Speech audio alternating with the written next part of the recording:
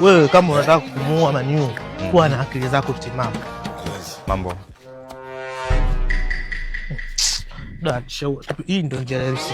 Yaani vitu vinakuwa. Mambo. Usimsalimie pale wewe tuna. Salimia kule tulipotoka. Kwenda mwingine bwana wanafanana. Lakini itikie salamu sasa. Yaani uwezo ukawa. Mambo. Kaka, huyu ndio umemsalimia pale na kule. Hebu sikiliza kwanza, hata kama ni jini, itikia salamu. Mimi ugomvi wangu mimi bwana, mtu asipotikia salamu. Itikia salamu. Sasa wewe dini gani uitiki salamu? Ila mimi siamini kama kuna majini.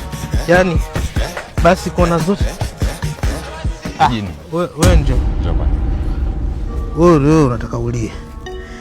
Wewe unaitikia salamu zetu.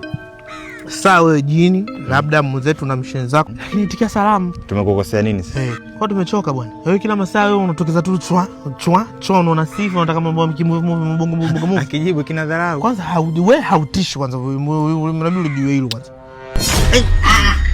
Mama wewe sasa. Hata kama unaayuka salamu kitu muhimu sana mzee.